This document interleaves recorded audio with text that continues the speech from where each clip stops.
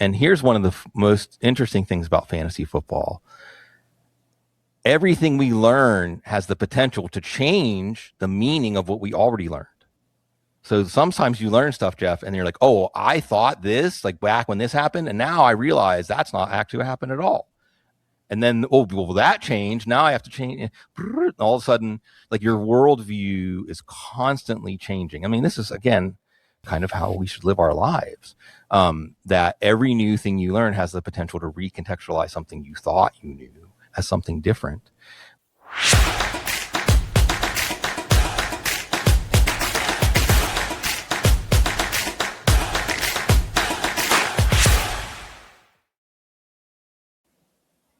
Welcome to Dynasty Compass. I'm your host, Jeff Blaylock, the other Jeff B from Footballguys. You know, most Dynasty shows and most fantasy football shows talk about players and transactions and trades and waiver claims and all these kinds of things that make up fantasy football. But that's really only part of the game. And honestly, it's the smallest part of the game. Today, I'm going to talk about the bigger part of the game. And I can think of no one better to have this conversation with than my good longtime friend, Sigmund Bloom, my Footballguys colleague, one of the coolest Zenist dudes that I know. Sig, welcome to the show. Thanks so much for spending some time with me today and chatting about some of the bigger questions in fantasy football. And Compass is great. We were just talking about how you find your way in this world, literally, figuratively. And just so the people know, your audience, which is a good audience, a smart audience, an audience that shares a love of the finer things. We've known each other for, gosh, Jeff, like 18, 19, 20 years. Longer than that, I think we met in the late 90s, didn't we? Early 2000s? Probably. I mean, our circles always, Austin was a small town back then. It was a small town. And we were in a poker game together, and I don't know that we ever talked about fantasy football. No. Not once. And I don't know, and I don't even know if you were totally aware. Were you aware that I worked at Footballguys when you like found Footballguys? Yeah. So no. It's just funny how. I mean, no, I didn't. I mean, really, I didn't. It was just one of those sort of happy accidents in life. Exactly. Like, hey, I know this dude. Yeah. So here's to that where, mutual affinities bring us back together. And in this case, it is, like you said, finding your way, making decisions, deciding just how does your compass in fantasy football work? Yeah, I mean, I like to think of this show as that metaphorical compass, teaching you how to navigate, because a GPS can tell me how to get somewhere, and I'll get there because it told me, but then I'll never find that place again. I have no idea how I got to this place. If my GPS were to fritz out on me, which it does, I get lost. I don't know where I am. But if I can get there with a map and compass, I will find it 1,000 times out of 1,000. And so that is the idea here, is that a lot of fantasy football content is GPS. And I try to be the compass. It's harder to use. It takes some skill. It takes time. It takes some mental preparation and mindset. But that's what makes you a much better human, first of all. But dynasty player or anything else in life is learning how to navigate there on your own. And using the signs that you see out in the world, in the wilderness, and find your way to that destination. So that is the idea. I think of course, everyone who's a fan of the show already gets that. Most of my guests do as well. But that's the embodiment, and you just nailed it. So yeah, we've got it. You've got it, man. Yeah. Well, look at and what's fun about this is when you introduce the idea of like the compass, or finding your way based on, reading the land as it may be, like all the information and data through like watching football, et cetera. There's also a layer, and this is where I'm going to put my own spin on it, of course, that you make it your team. Everyone's compass should be different. This isn't how to build a compass that is correct or works. Now, yeah, right. We're trying to find, what's one of those treasure maps where the championship is what we're trying to find, but it's not like an X marks the spot kind of thing, because it's more like the ocean currents where it's going to move. Like, we can't tell you where the championship's going to be in December. We can just tell you how to read the currents, so you're going to get as close to possible to it. But also, you're going to notice things, or some of this stuff, Jeff, the fork in the road and the compass is your view of human psychology. Can people really change? Sometimes and the point is, these questions aren't settled, but we can tell you, depending on how you answer, like a choose your own adventure. That's another metaphor we can use for the people that, I know those books are still around, So it should be a choose your own adventure that's satisfying to you, and it's your experience, not just following the path that, here we go. Like Jung said, the world's going to ask you who you are. If you don't have an answer, it's going to tell you. And I think that fantasy football, a lot of people are going to tell you who to be, but you have a unique set of experiences and sensibilities as a fan of football and fantasy football, and your team should reflect that. Absolutely. And, you can see that personality in teams sometimes, and you can also see the lack of personality in teams sometimes. When you look at a roster and think, well, you followed this guy, that guy, and that guy, and here you go. And not that you built a bad roster. You may very well win championships with a roster like that, but that focused on the transaction just really sort of robs this game of its greater purposes, which is the journey, first of all, but the connection too, the connection to other people in your league, and the connection to yourself as a football fan, which can go backwards in time to when you were a small child sitting on your dad's lap or an uncle's lap, or just staring up at the TV watching football flying through the sky and hearing people cheer and going, what is this all about? Mm-hmm. All of that is sort of lost sometimes when we are just struggling to figure out who our wide receiver 3 is going to be this year, or trying to decide whether to start this guy or that guy in our third flex spot. So, we're reaching that point where rosters are built. Mm-hmm. You should know your starting lineup. You might even know it by heart. You might be able to tell me right now, go straight down your lineup, who's starting for you. And that's great. You got to know those things. But what else? What else should dynasty managers be doing to prepare for the season, prepare themselves for the season? Well, the first thing is, I think you should have great clarity now on at least a handful of players that are clear buys or sells. Because even if you don't care about redraft, basic fantasy football, seeing what people are saying about players in the redraft context can give you a clear sense of dynasty buys. I know that Adam Harstad, the brilliant Adam Harstad, also talks about comparing redraft ADP and dynasty ADP and finding inefficiencies there. If a younger player is going ahead of where they in redraft and dynasty, something's out of whack, you should buy that player, that kind of stuff. Right.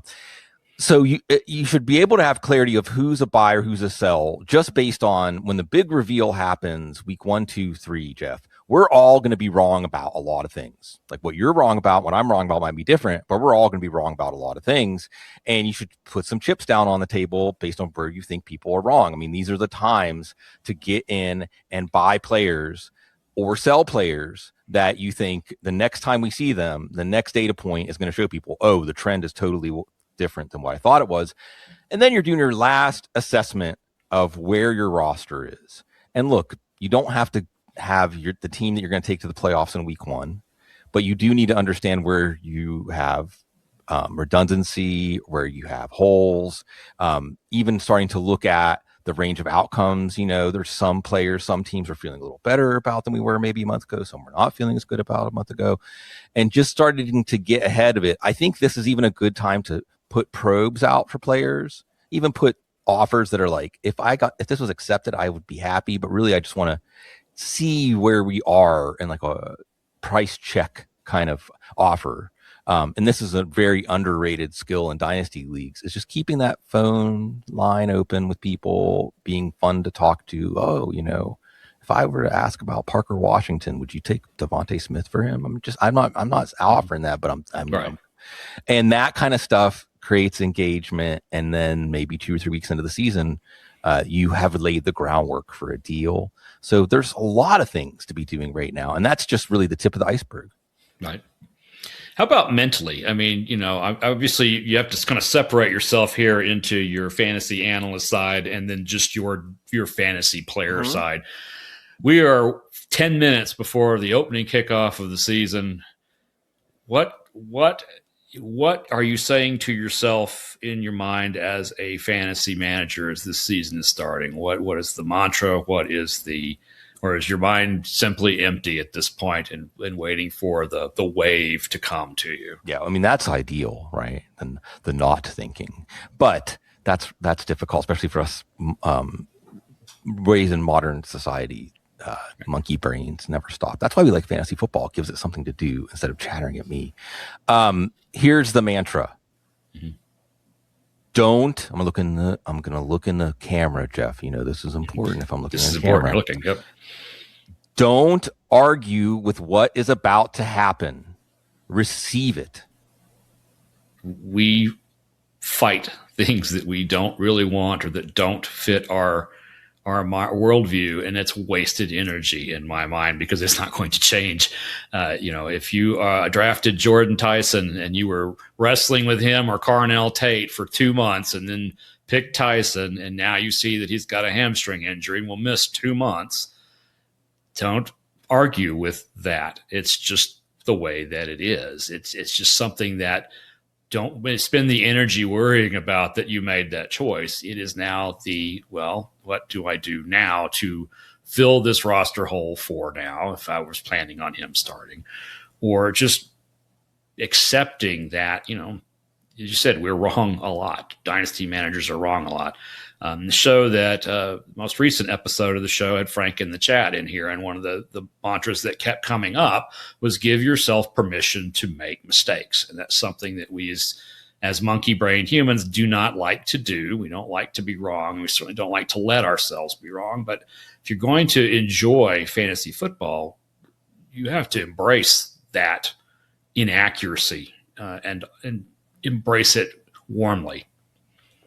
And learn from it. I mean, that's the thing, right? What is good about that annoyance, irritation, frustration, it's an emotional intelligence.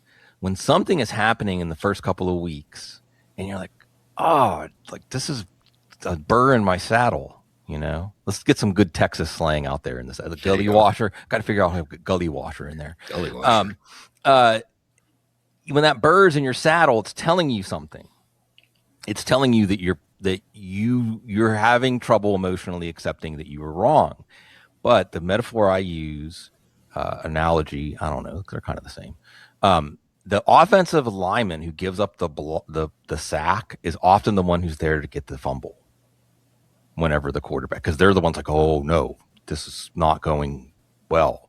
So in some way it gives you clarity because that annoyance tells you, oh, this is going the other way, or at least I should set up some moves to benefit if it is really going the other way. Because other people, probably one of the biggest inefficiencies that you can take advantage of in fantasy football is that people want more evidence before they act, and by the time they get enough evidence to act, it's too late. The price has already changed.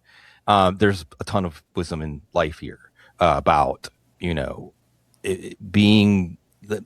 I mean, really, when we're being honest with ourselves, and this is what fantasy football is. I try to tell people, hey, what is fantasy football in essence? Making decisions based on incomplete information, or trying to predict the future, really.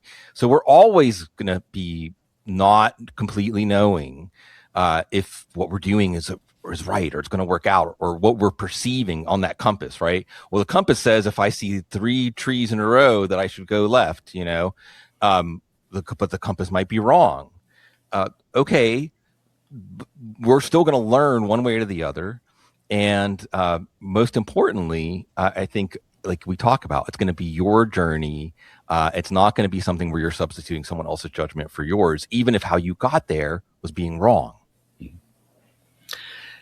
Yeah, I love the idea of the trees here because, I think about it in terms of the compass will show you a direction, it will point. You can go straight in that direction for as long as you want until there's a lake in the way between you and where you're going. And the compass then does not tell you which direction to go around the lake. Do you go to the right and climb up into the mountains a little bit above the source of the lake Mm-hmm. and then back down, or do you go to the other direction and try to go around the lake at the outlet where there is, a stream or a river or mud flats or whatever it happens to be, and make that sort of navigation decision? And I can tell you, in every lake I've ever encountered like that, whichever direction I've chosen, I've always thought this was the wrong one because this is harder than I thought it was going to be. And I can tell you the other way is probably just as hard. But it's the decision making and the acceptance that, okay, this is the path. I'm going down this path. Jordan Tyson is injured. Exactly. He's that lake. He's the lake in the way. The injury is the lake, yes. The injury is the lake. How am I going to go around this? It is not going to be easy, but I have to take the time to do this detour, to go around this obstacle. And when I get to the other side, then I can get back on course. And that's, to me, how I kind of try to look at injuries, especially as they start piling up. And the more teams you have, the more injuries are going to pile up. Eventually, I'm in, I think, 22 leagues this year now. I can pretty much bet that every injury that happens to a skill player is going to affect one of these teams somewhere or another. And if you get caught up in that, if you get to that lake shore and you just simply don't know what to do and wait for the lake to freeze over so you can walk across it, it's just not going to work. You're not going to get anywhere. You're going to stand at the lake shore and stare at it and freeze. I love that you brought up Jordan Tyson. I mean, that is exactly the guy, right? This is one of those situations where if you have Jordan Tyson, if you don't have Jordan Tyson, you should, again, have some sort of clarity of how you want to act. Yeah. And Jeff, we can look at those two directions, fork in the road, right? Right. Well, let's say that, going up into the mountains is saying, like, we're going to go deeper into Jordan Tyson now, and going to the outlet, going to the river or the stream is the, like, we're leaving this little lake system. Yep. So going further in, you could say, like, well, this looks a lot like the map to Odell Beckham. Odell Beckham was freaking spectacular, and then he got hurt and missed time into the season. And then once he showed up, he was freaking spectacular. I mean, I trust someone like Nick Underhill, who just seems to be in awe of him. Now, you could say, however, there was a nice, smooth, flat plane up to Odell Beckham. With Jordan Tyson, this is like the fourth lake we've encountered already. Maybe this is like, I mean, someone like Ricky Pearsall's another good example. He was durable in college. Right. You can't say, like, I knew he wasn't going to be durable. He didn't miss a game in college, and then right. So we're not always going to be right about, so you can say Jordan Tyson is either hurt players are going to stay hurt, and we're getting out.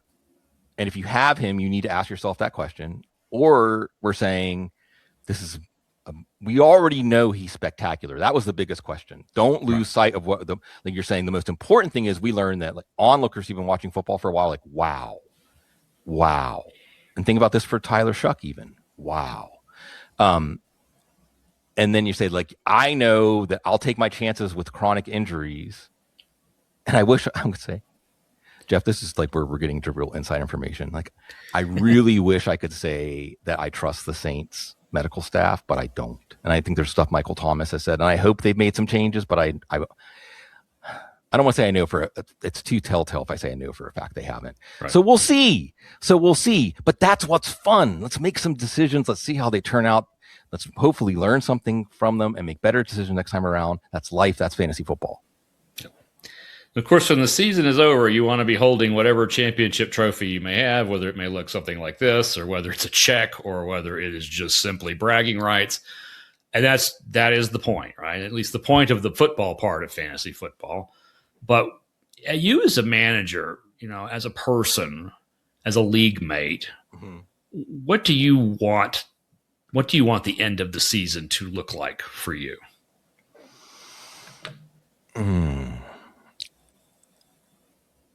I guess I want to feel like I can look at my roster at the beginning of the season, and I can look at my roster at the end of the season, and those names are going to signify something else I learned, or either a clear signal that my team is getting more like the team that I want, that idealized dynasty, win now and build for the future roster. So it's like almost like instructions. Like I can look down, I can be like, oh yeah, I learned from that not to use my first round pick on a tight end because it takes 3 years for them to develop. And here I am still sitting on TJ Hawkinson or whatever. So that at the end of the year, I don't just look at it and feel like, geez, a bunch of stuff just happened. I don't know. I guess you win some, you lose some, play long enough, you win. It's all random. If I feel that way, then I'm out of tune with my team. Get into some randomness here in a second, but I think that one of the hardest adjustments that new dynasty managers make if they're coming from the redraft world is that all those things that you used to be able to wash your hands of, bad decisions, bad luck, all of that doesn't go away now. That the link's still there. It may be someone else whose name is on it, but there's still obstacles between you and where you're going. And I liken it sometimes to, and you and I, before we hit the record buttons, we were talking about raising a young teenager. Redraft is kind of like rent a kid. You pick up a kid, you take the kid to Disney World, you play with the kid for a little while, and after about 4 months, you give the kid back, and then next year you get a different kid. And life doesn't work that way. Dynasty's more like life. You get the kid from the hospital, from the midwife or wherever from the adoption house, wherever it came from, and it's yours. It's yours for as long as you wish to tender it and raise it. As humans, hopefully that's a lifetime. For dynasty teams, may not be that. But that's the idea I kind of take on it, is that it's not necessarily my child. It's easy for me to say that as someone who married into children and have any of my own. So I can identify lots of things as children and that work for me. It may not work for someone who actually has children. But that idea that the mistake that you make in raising the child might stick with this child for a while unless you can find the ways to make the life of this child more rewarding for it and then for you as well as a parent. And again, the idea here, by the way, my mom said I was found on a Cabbage Patch. You didn't mention that as one of the options. No, I didn't mention the Cabbage Patch. Briar Patch either. That's another possibility. Yeah. That's before Cabbage Patch Kids, by the way. Yes. And I think that, again, we're coming back to, and boy, this is me like projecting my journey, that not only is it okay to make mistakes, because I remember when I became a parent, Jeff, I remember thinking, oh, there's going to be stuff later on that's like going to be not great or beneficial in this person's life, this little person that I'm entrusted with. And I'm going to say to myself, I did that. Oh yeah, I did that. I mean, in fact, we're getting into some Jungian psychology here. In fact, one of the things that we observe so much in parent-child dynamics is that parent is still upset about something that their parent did to them. And they will explicitly say, my parent did this to me, and I'm not going to do it to you. And then they will do it in the next breath. I mean, my father, may he rest in peace, Sigmund Bloom, sitting at the Bloom desk here. I'll tell a story on him. I love him. He knows that.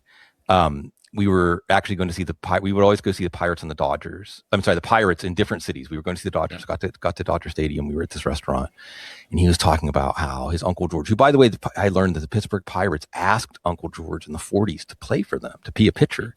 And there was no money in baseball. He's like, I'd rather be a lawyer. There's no money in baseball. This is the 40s.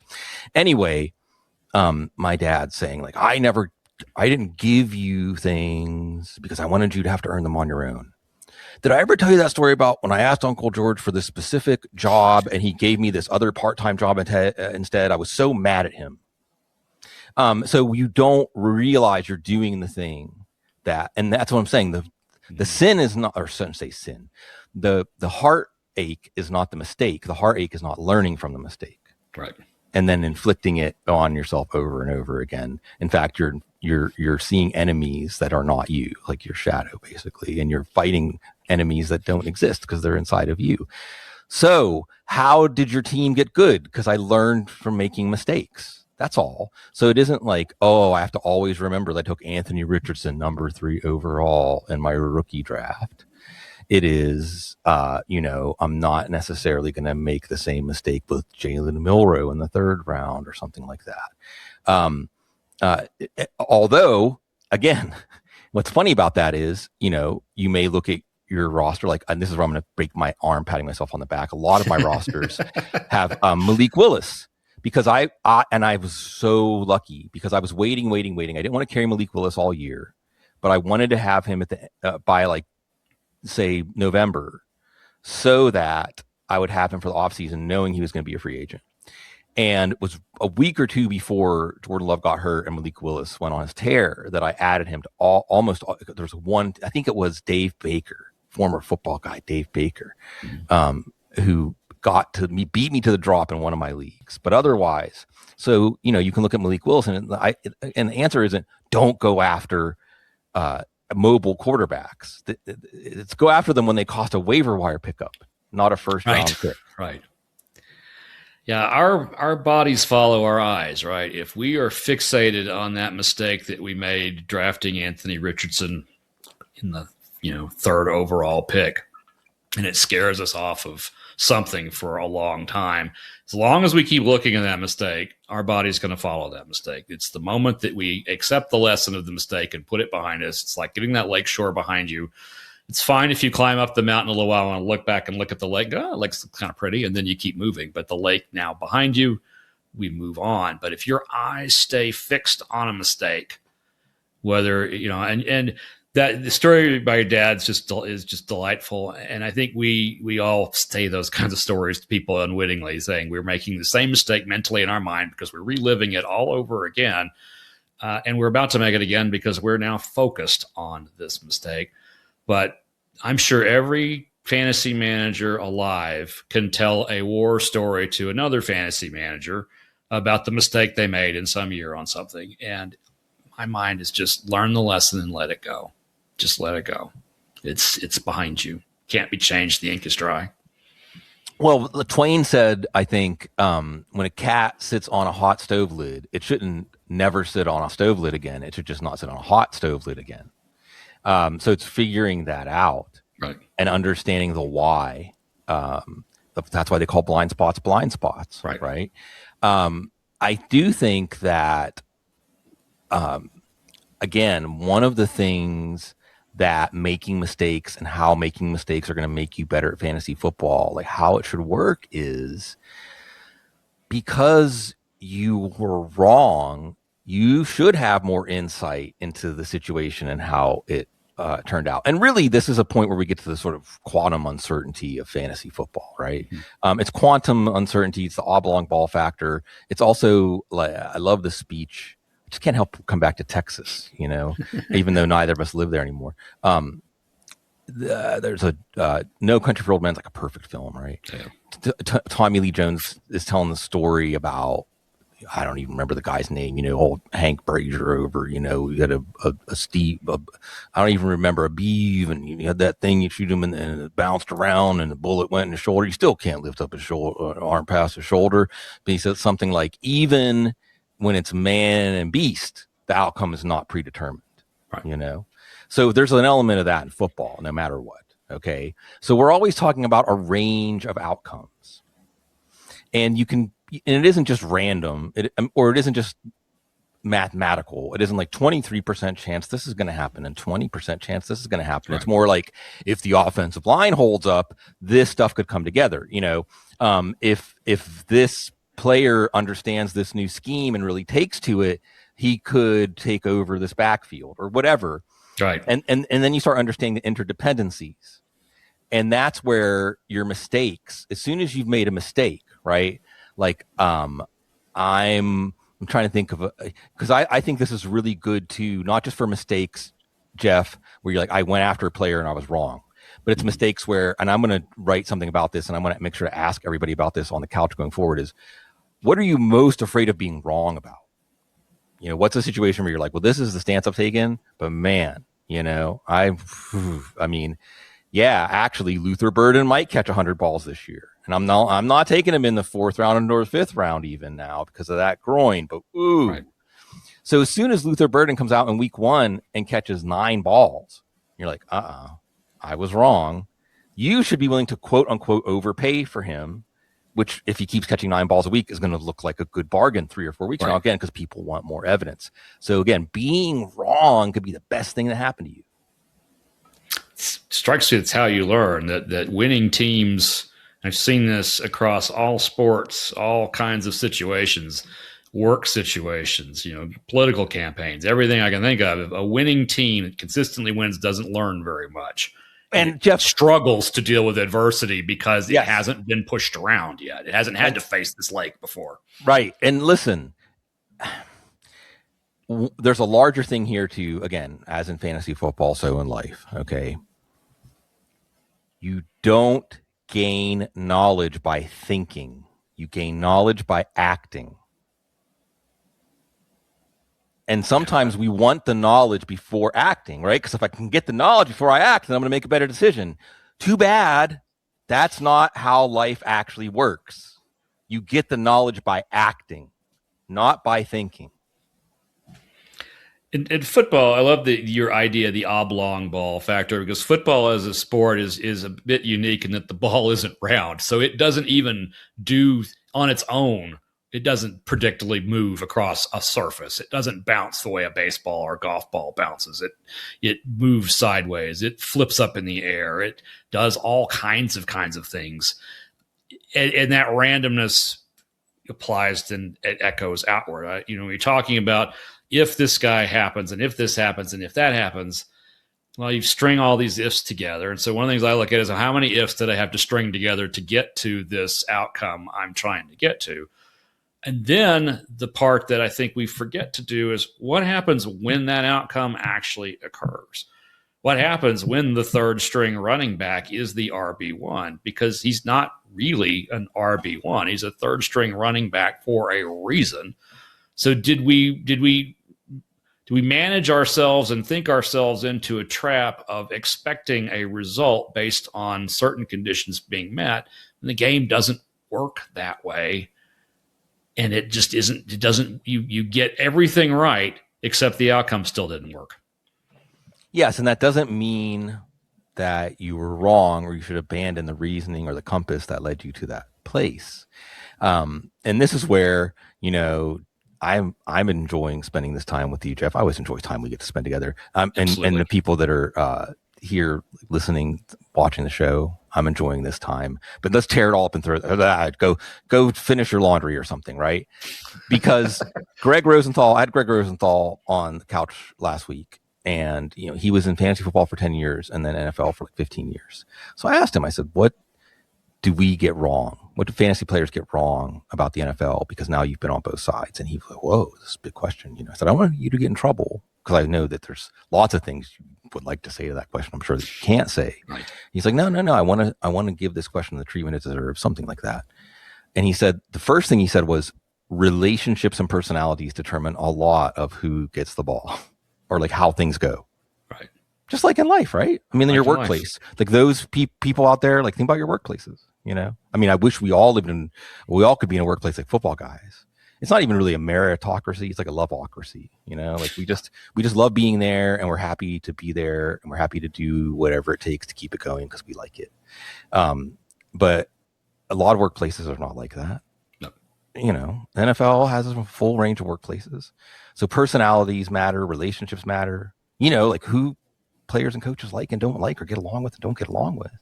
Right. The other thing he said was injuries.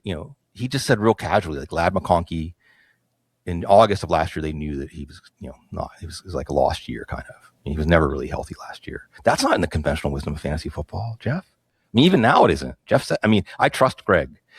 Like the year that Puka Nacua said missed like 8 games beginning of the year. Remember that? Greg Rosenthal, like a week or two before the season, was like, I wouldn't draft Puka. And they didn't say anything else because, so I trust Greg. So I like to say, Jeff, we're peeking through keyholes, really. Greg isn't, but we are.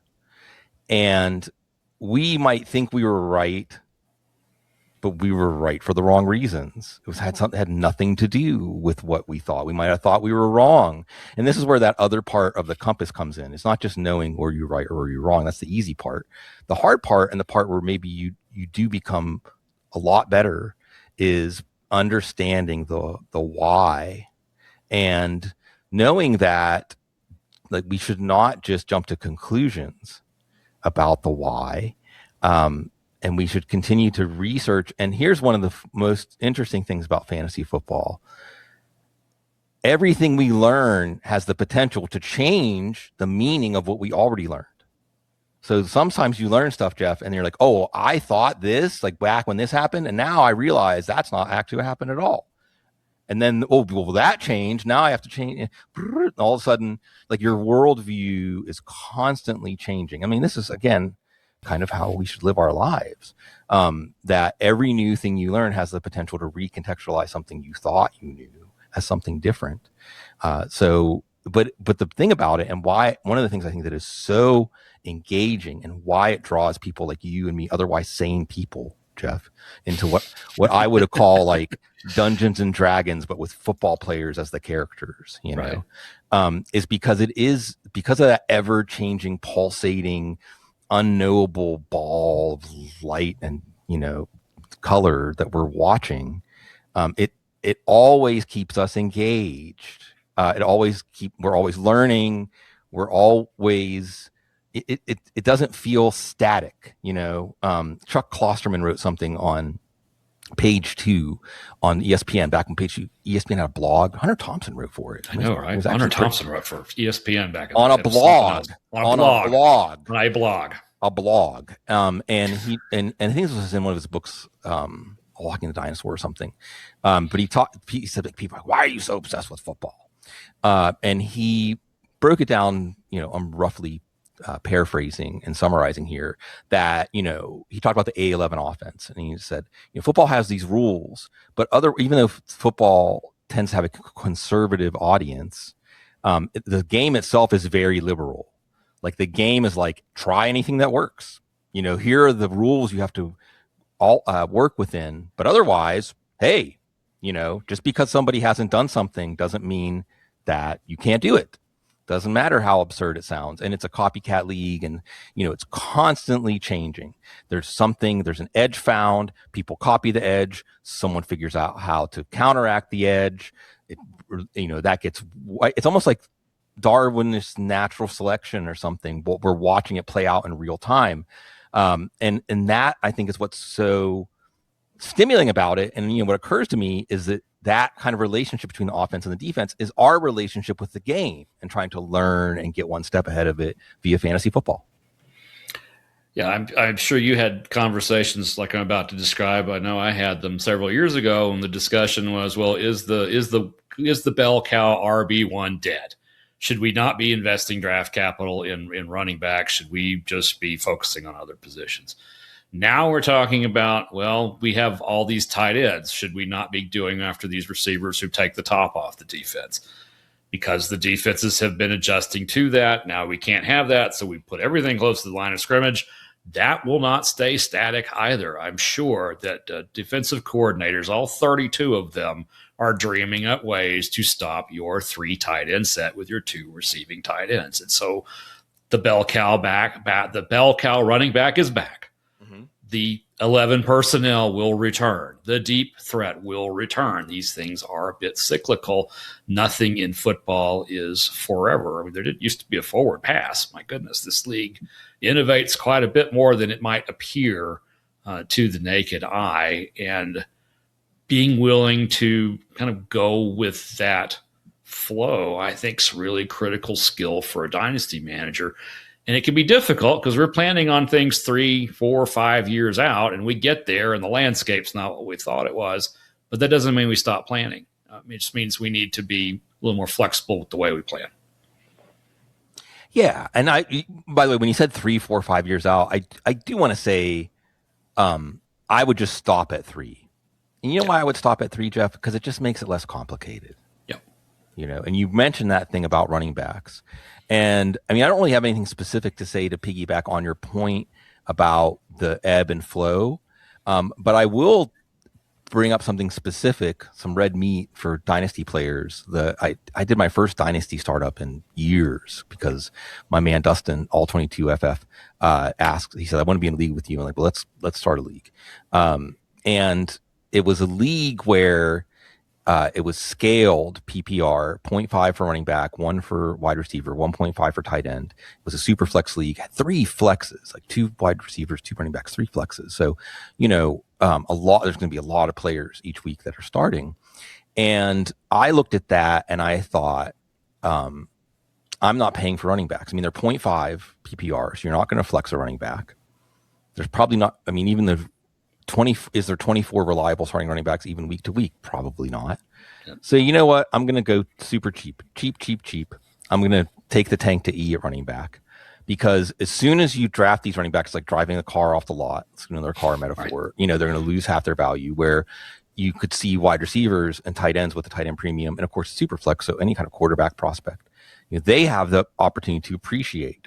And I just decided at that point that really the best way to look at a dynasty startup draft is you should not even be thinking about your lineup. Don't think about what your lineup is. Just think of it as asset allocation.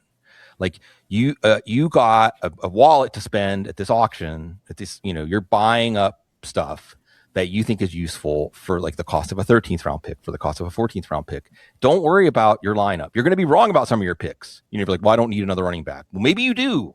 Just take the guys that you think have the best chance to be good for the longest period of time. That's all.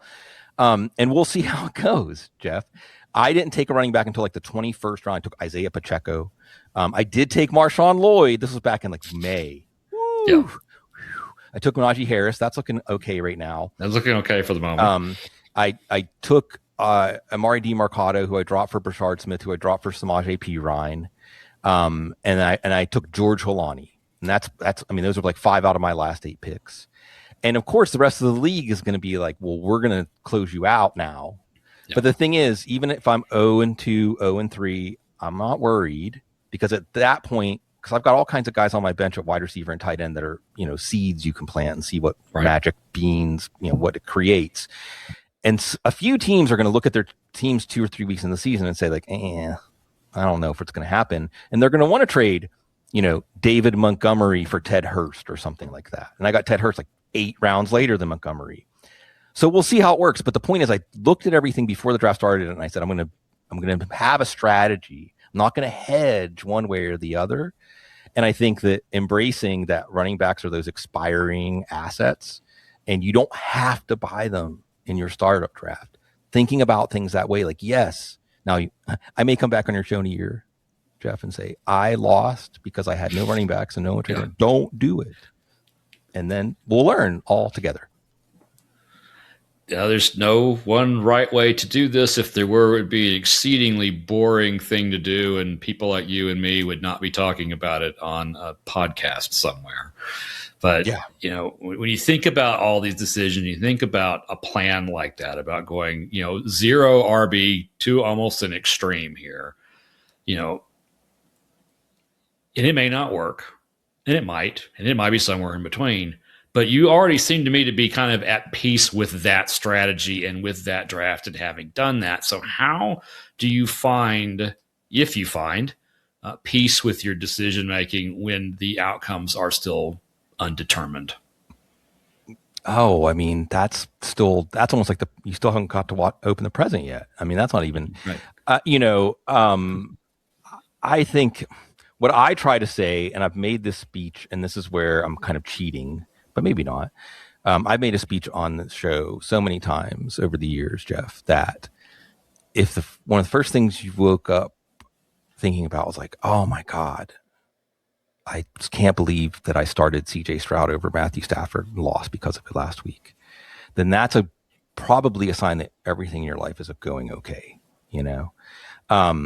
and fantasy football and dynasty fantasy football, it's a shelter, it's a sanctuary, it's a safe space to just feel. It's like the bar, right? Like the third space where you walk through the door and whatever your troubles were outside of that door, you don't have to take them in there with you.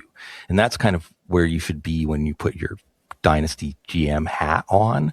It's a joy, it's a pleasure, it's an indulgence just to have the bandwidth in your life to manage a fake football team, and that's my antidote for those things. because, oh my gosh, I've got, as an analyst or just as a player, I mean, I've got ghosts. There's Mike Boone. Woo, you know what I mean? Like, but that's okay.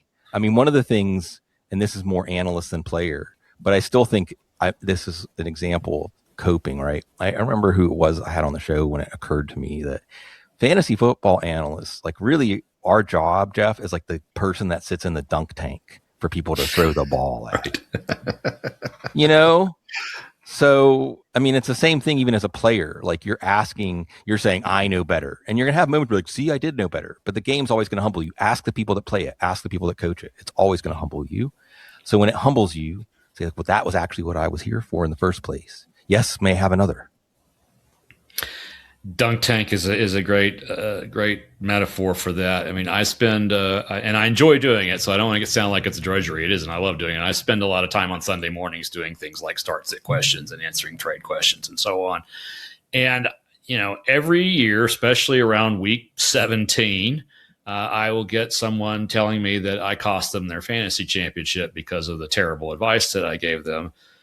And I will say, okay, well, let's walk back through that. Sorry you lost, first of all. Sorry that was wrong.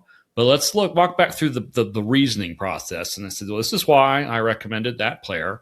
Did you agree at that time with that thought process? And he's like, yeah. I said, well, then I said, this could happen as a risk. Did you agree that was a risk? Yeah. I said, you need to kind of balance those two things off against each other. Did you do that? And he's like, yes. I said, so you got an unfortunate result, but the process was right. And that's how I find peace with making mistakes, and the numerous mistakes in fantasy football decision making was the process I used right, in which case the decision was the best I could make under the circumstances. The process is wrong. I need to learn from that and adjust my process going forward. If I navigated myself right off a cliff, then I need to know not to navigate that way. I need to see the signs that I'm approaching a cliff and make those changes to the navigation.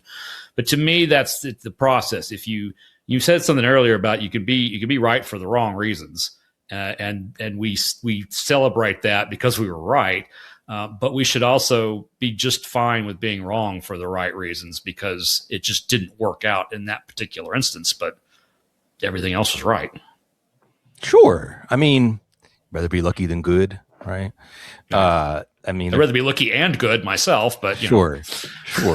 No war here. Luck is the residue of let's just get into a cliche off here. Luck is the residue of preparation. Look, right. I think that the key about, if we're going to just put under the microscope, being right for the wrong reasons, is that if you're the kind of person that plays dynasty fantasy football, I mean, if you're listening 47 minutes into this talk between these navel gazers, at least in our fantasy, you do actually really important real world stuff.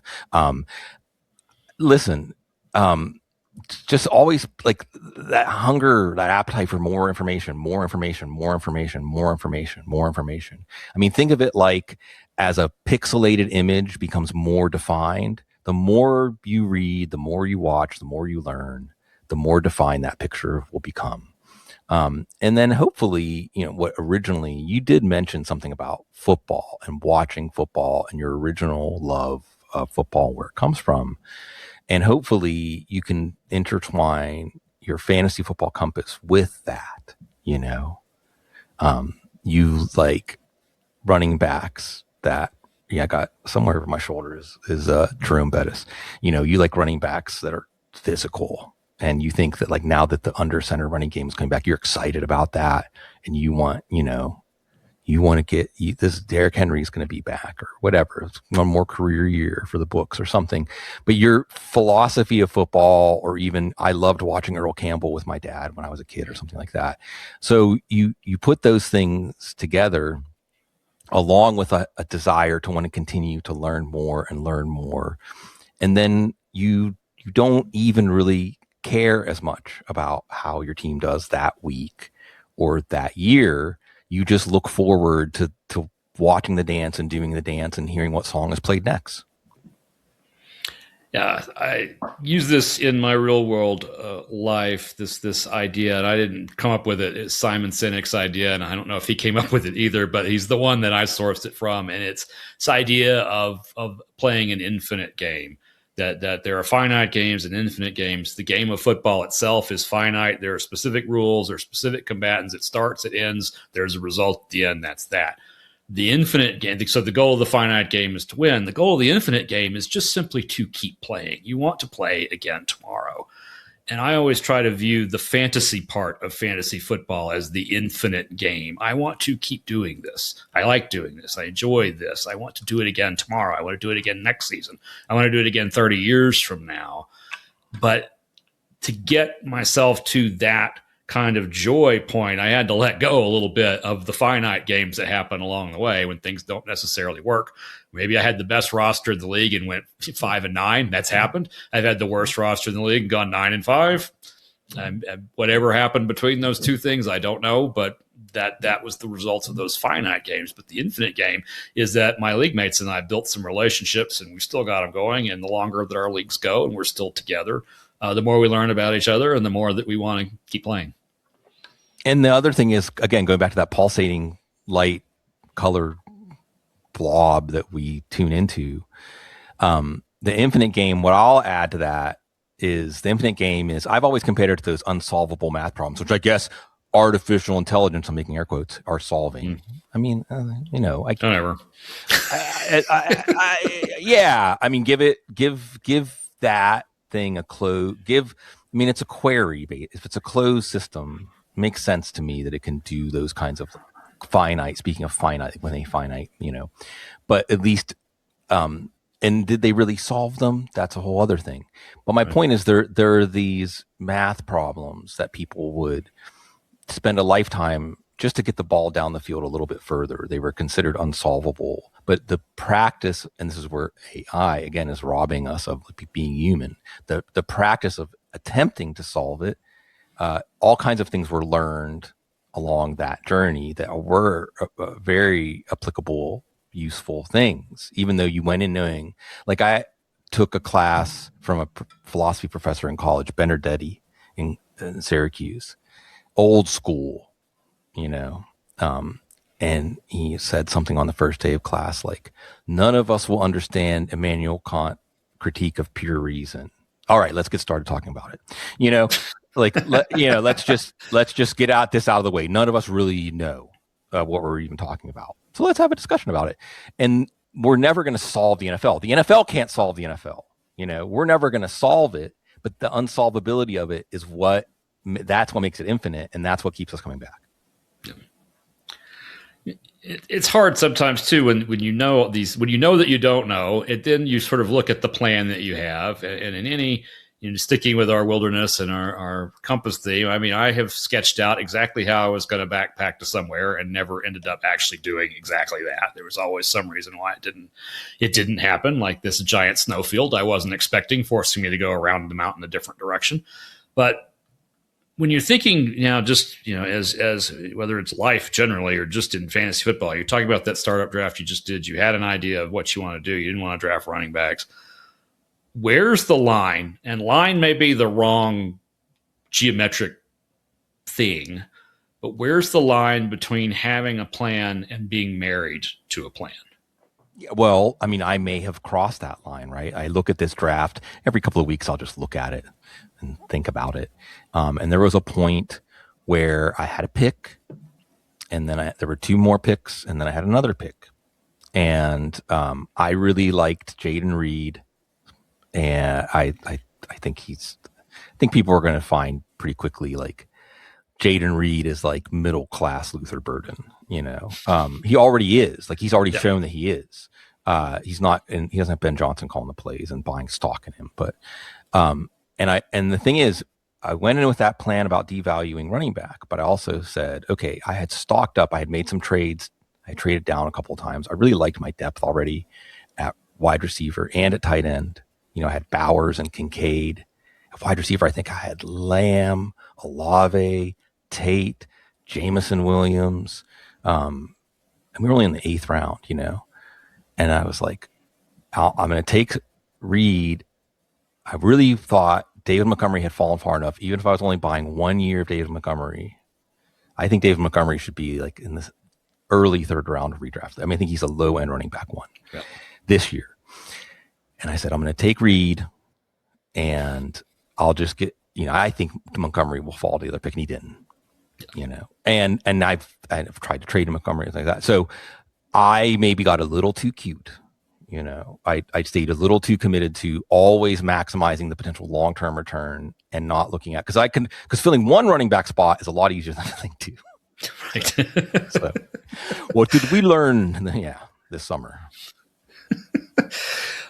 Well, obviously sometimes you can know that it's time to change plans and still don't. But when do you know that it's like this plan needs to change? And I approach it from the standpoint of, in Dynasty, the biggest mistake we make is we make moves without a strategy. We don't have a plan. We're just making moves, like pushing buttons randomly on a computer and hoping that it does something. But also sticking to a plan too long is detrimental. It can be detrimental. So when do you know that you need to change plans? And then when do you get the courage to do it? So the best way I can put this is that when there's no resistance to what you're doing, like when people are accepting your trades right away without countering, whenever you are bidding free agent bucks on a player, and sometimes I think MFL, you can look and see what other bids were in some of the leagues, Mm-hmm. and or you looked across your, like for the third time this year, you bid a bunch on a player that like nobody else bid on. Like you bid, 20% of your yearly budget, and you could have gotten them for one unit, $1, So you start noticing and your team's not getting any better, So it's the whole insanity, that classic, you keep doing the same thing, you expect different results. But it's even you yourself are a bit mystified. You're like, oh, I'm doing everything that I mean to do, and my team's not. Oh, wait a second. Wait, and then again, that's why they call blind spots. That's why you can go your whole life. My dad, since I mentioned him, I remember one time he told me when he was 54, he had just quit gambling. He took me to some Gamblers Anonymous meetings with him, and he said, "Son, why do you do what you do?" I think I was 15. I knew everything because I was 15. Right. Yeah, naturally. And he said, "Why do you do what you do?" And I said, I don't really know. And he said, "It's important to figure that out. You know what? If it takes you until you're 54 to figure that out, you've lost a lot of time." And I can say to my 13-year-old stepson, Noah, I got it at 50. So if you can you're 13, you've got 30. We just want to do a little better than our parents, right? Right. You got 36 years to figure it out, And I think that is important, because if you can, again, connect up in real life, why are you drawn to fantasy football? What are you getting out of it? What's the part that actually makes you happy? What are the parts that you really look forward to, then it will be a roadmap. It'll be a compass for you to think about your life. And, if fantasy football is something you spend a lot of time at, and you still it doesn't make you happy, you don't look forward to it, then it's your system's trying to tell you something. Alternatively, if it's one of the things you really look forward to, and it seems like in contrast the rest of your life, then it can tell you maybe whatever those things are, it's not football or fantasy football, but there's something there that you can get more of, So everything in life is a teacher. Everybody you encounter in life is a teacher, including Jordan Tyson. Yeah, absolutely. How important would you say that improvisation is as a skill for dynasty managers? That ability to kind of, for lack of a better way to describe it, sort of make it up as you go because something isn't the way you thought it was going to be. I mentioned the backpacking and hiking around and reaching the snowfield that I wasn't expecting to be there, even though I knew it could be there, and having to then decide which way to go from there. That's the improvisation to try to get to the side. But how important is that as a skill, do you think, for dynasty managers? Well, how I would cast improvisation and relating back to a point we talked about earlier is, to me, improvisation as a fantasy football dynasty manager is doing something you haven't done before, like doing something different or with a different thinking, or otherwise, maybe even if you're really deliberate and you don't do anything impulsive, like doing something impulsive. I know that is connected directly to improvising. But some of the things that I think that, again, yeah, improvising can include, like, let's take like Dijon Stribling, okay? Because everybody's like, oh my God, 2027 first round picks, 2027 first round picks, 2027 first round picks, Not everyone. Yeah. Well, I mean, the idea is people are like protecting them like it's their family heirlooms, right? And you might say, like, I missed out on Stribling. I'm in a PPR league that's going to maximize his value, and I like my team. I feel pretty good about being in the playoffs, and I've never traded a first round pick for the following year for somebody who went in the second round of a rookie draft.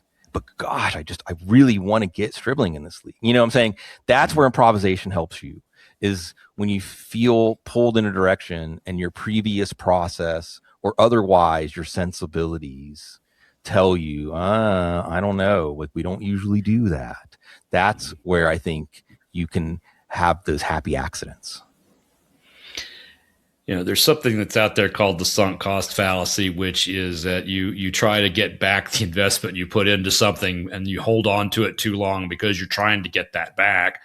And it's got the flip too, which is, you're just saying it. Why would you trade a first round pick for someone who was acquired in the second round of a rookie draft? And I say, would you trade a first round pick for Puka Nacua? Because he was probably picked up in the third or fourth round of your fantasy draft.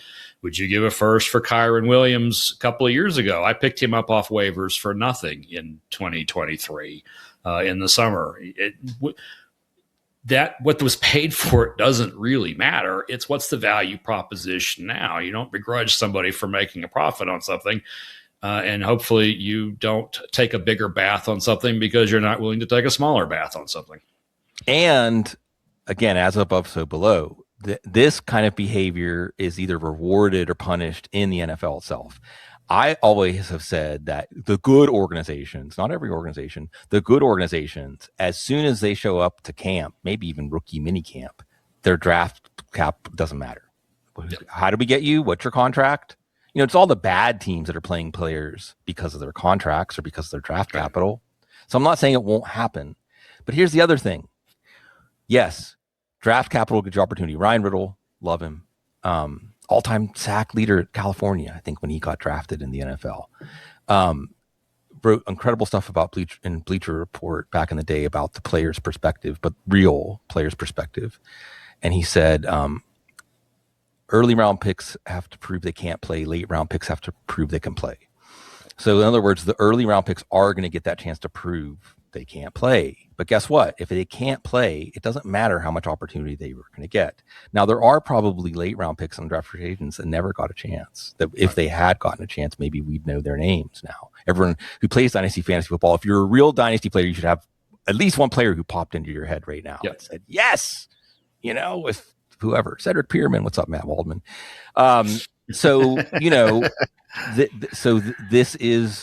This is definitely something that you need to incorporate, that it doesn't matter what a player cost a week ago, a month ago, 2 months ago, a year ago, or what you paid for them in a trade or in your draft, or if you got them for free.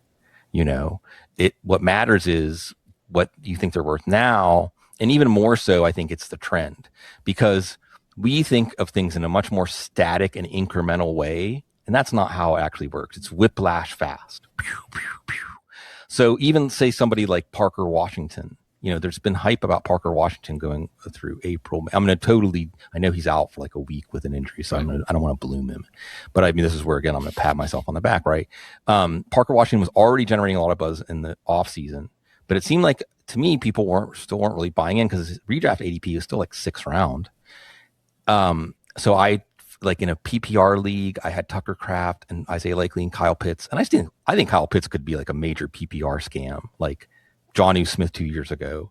But I was able to flip Pitts for Washington. In another league, I flipped Christian Watson straight up for Washington, even though the cat was already out of the bag, kind of.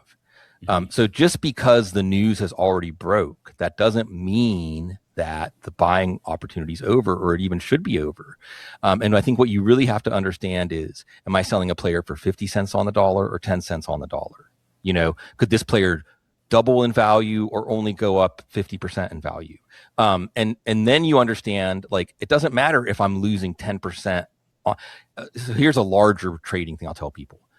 Do not get hung up on winning trades or losing trades at the margin. It does not matter. Okay.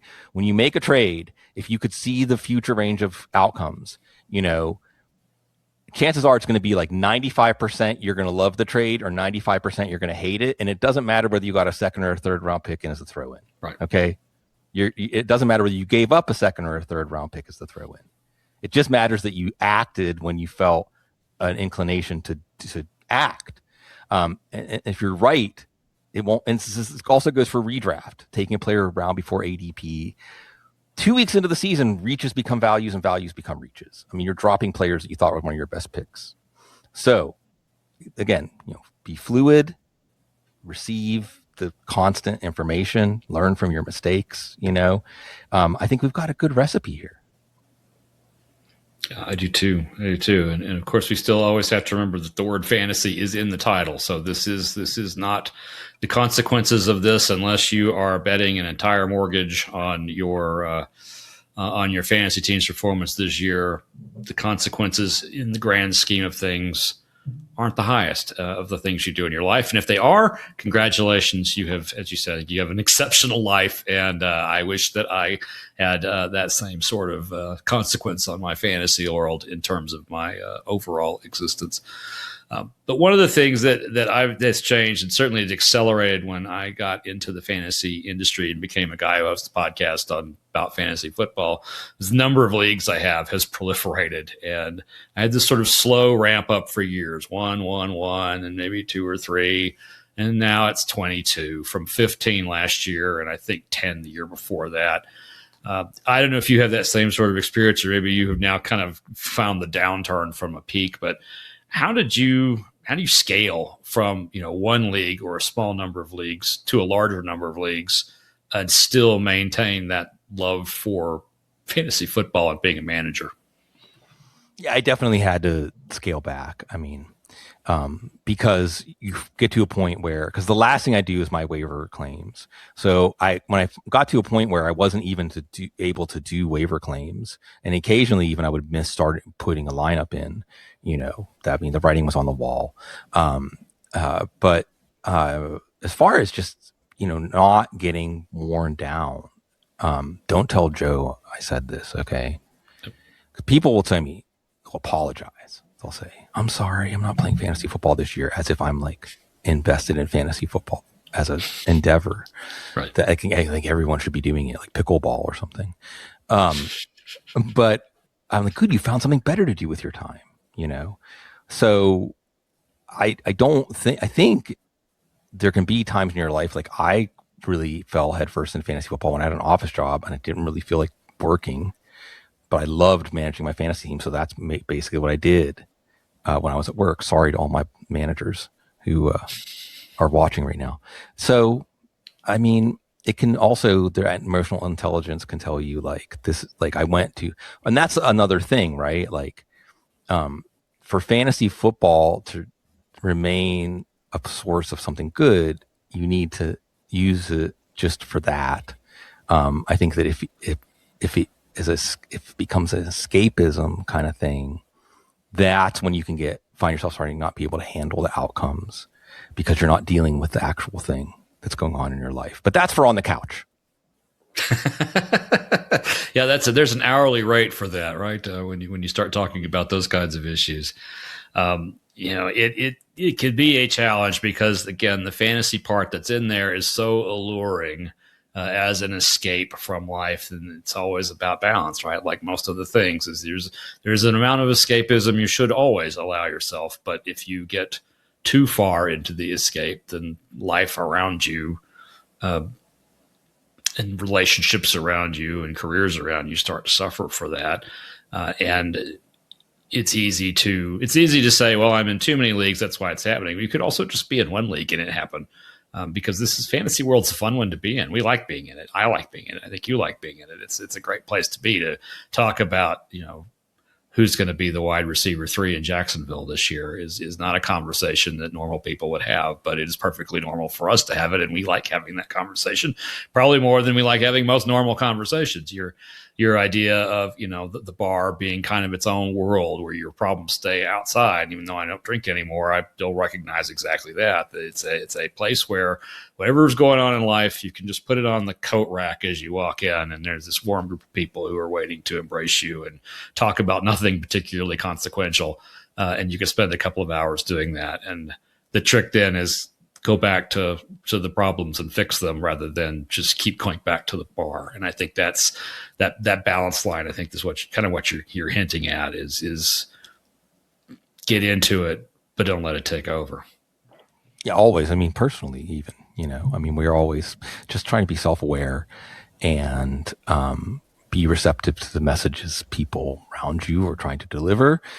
Just like, being receptive to what football is trying to teach us to make our fantasy football teams better. But that's the actual thing, the warm embrace of the crowd. Hopefully, I know football guys. I mean, that's what we're trying to do. Yeah. So it's taken us to this point. So seems like it was a good plan. Yeah. What has fantasy football taught you about yourself over these many years of not only plying the trade as an analyst, but also just simply playing as a manager in fantasy leagues? What did you learn about yourself? The first thing that popped into my head is that I like to learn things so I can talk to other people about them. And maybe there's still like the classic, teacher's pet.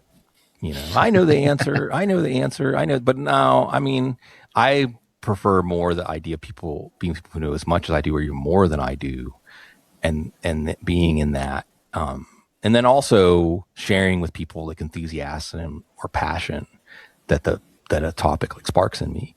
That it's about community and connection, sharing these experiences with other people. That's what makes them worth having.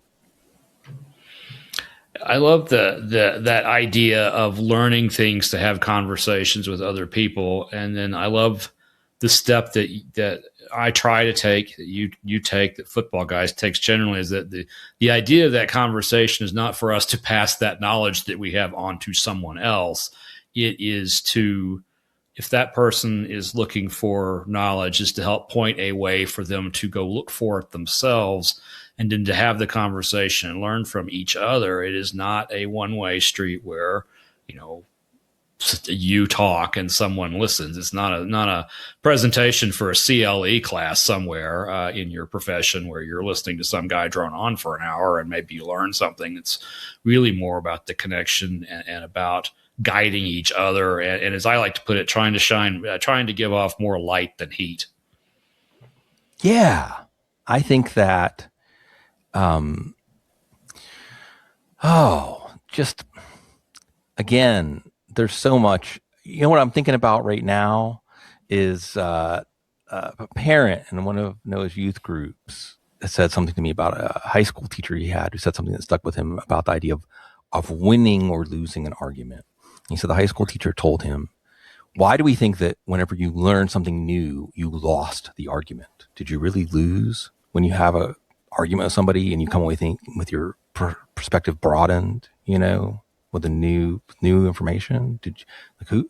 So, again, like reframing the object. I like to say life's a board game. It didn't come with rules or an object. You get to decide that part.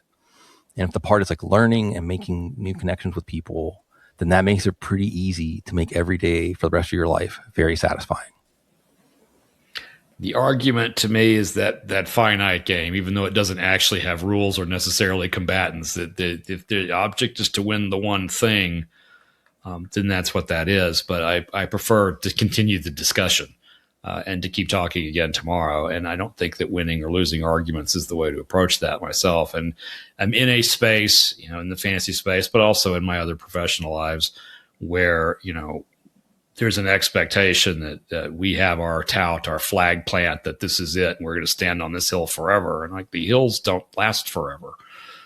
We were talking before we got on about the Bisti Badlands out in western New Mexico, and that the petrified wood that's in abundance out there are cypress trees. Cypress trees grow in swamplands. This is the middle of the desert. And so that hill took millions of years, but that hill is no longer a hill to stand on. And I think that the more we try to stand on a particular hill, the more it's going to shift under us at some point, and we lose sight of the joy of the whole experience. And it is being, and this is a perfect place for us to end, because I got to do the other Jeff B. and I are going to do a show here. So get your Jeff B fix with Sigmund this week at Footballguys or at various affiliate shows. So what struck me out in the Badlands, and I'll leave it on this a point, because going and visiting Navajo lands with Navajo guides was really a revelation for me, in so much that I met back up with the 5, 6, 7-year-old version of me that lived out there, and everything that I had, it imprinted on me that I didn't even realize until I went back and realized, like, oh, this is where I got all this stuff. And I was talking to one of my Navajo guides, Kylo, and I said, this plane is about the unity of opposites. And he said, that's exactly right. And what struck me in the Bisti Badlands is that it was the unity of permanence and impermanence, right? Like you said, that petrified cypress had been there for 100 million years, I mean, there's lichen that looks like it's still alive on a tree that was there 100 million years ago. And yet that shows you the impermanence. This place that you were standing was once a swamp, and then it was the bottom of the ocean. And then, what I'm saying? It was like all these other things. And now you're standing in a desert. So it's about the permanence and the impermanence. And we get to surf that wave right at the edge of those things. That's what this plane is. It's like this little place where the opposites have a tiny little, like, shoot the gap, thread the needle, be on the razor's edge, however you want to put it, mix my metaphors there. And that's the actual joy. It's the joy of participation, to be anything at all. And I think the compass and idea and just the way that we can come together through fantasy football, and certainly it makes a lot of sense to me, Jeff, knowing you for as long as I have, that you would be drawn to Footballguys, and that you would then carry on the mission in your own particular way, because isn't that really what we're doing here in the end? Yeah, that's what I try to do every day. Sometimes I succeed, sometimes I don't, and most of the time I'm somewhere in between the two, but hopefully leaning the correct direction as I go forward, and shining lights on paths where I can, and those paths actually lead somewhere worth walking. Sig, this is always a delight talking to you. This is one of those times we actually happen to hit record on this one. Sometimes we do not, but thanks so much for being here. Just on the off chance that someone watching, listening to this has not experienced you before, can you quickly tell them where they can find much, much more of you and can dip into the wonderful waters of Sigmund Bloom? Yeah, Footballguys. On the Couch is my show, but Cecil and I do the Audible, like 8 episodes a week during the season. We love it. And like Cecil says, you have a life we don't. But it is a privilege to be part of this, and I continue to be excited about seeing where it leads. Him too. Well, thanks so much, Sig. As always, and you got to go talk to the other Jeff B. The Jeff B Hive is in full effect today for you. But thanks to everyone else for joining us, for watching on YouTube, listening on your favorite social platform. Please please subscribe, please drop a nice comment. I answer all those personally. Great review over at Apple Podcasts would really help this show grow. And we will see you again soon for another episode of Dynasty Compass.